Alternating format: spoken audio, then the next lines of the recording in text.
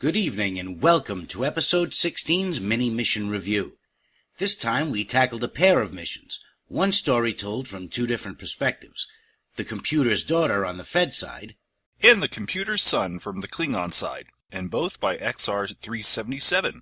Let's begin with the story. I thought it was a very creative and ambitious attempt to tell the same story from two different perspectives. To be honest, I enjoyed the KDF version more than the Fed side, which is strange because I played the Fed version first. But even though the KDF version was a 2 to 3 hour mission and I knew how it would end, I didn't lose interest. The amount of detail put into the dialogues was amazing. I also really appreciated the ability to skip dialogues without losing anything substantial in regards to the plot. This is a mission where the player can really engage or can just casually run through the story. In each case, the story still makes sense.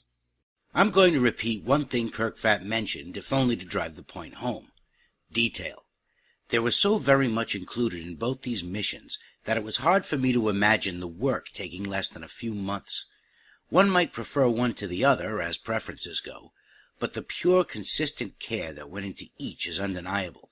Since the player is given the choice to go as in-depth or as superficial as he or she pleases, the length of these missions is really impossible to judge.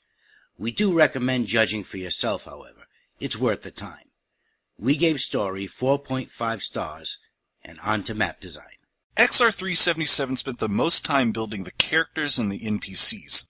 There was some customization of the sets, but most of the attention to detail was focused on costumes, NPC placement, and various animations. The interior map also served the mission well. I do have to say that I wasn't a big fan of the nebula. After a combined 2 hours inside this blinding space set, my eyes were burning.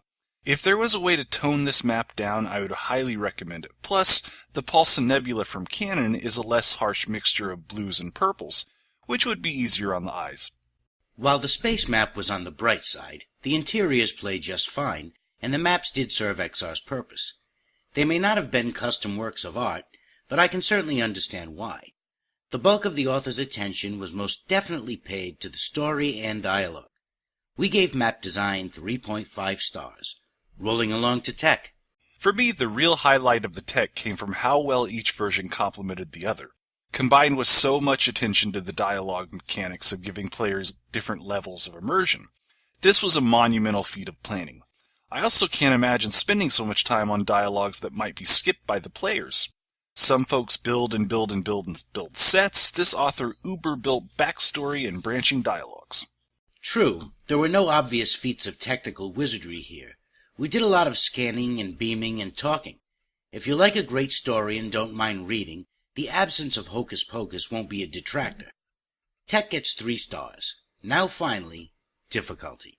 I had no real issues with difficulty. Everything seemed fun and well balanced. I also really enjoyed some of the battle mechanics like scanning an ally to get them to help with the fight. As with this category, balance is the goal, while keeping it fun and interesting. The battle sequences accomplished this without fail. Nothing about them seemed forced or thrown in simply to occupy the player. We're giving difficulty 5 stars. Go play these 2 missions and see what you think. Go forth, STO community. Play and create more user-generated content.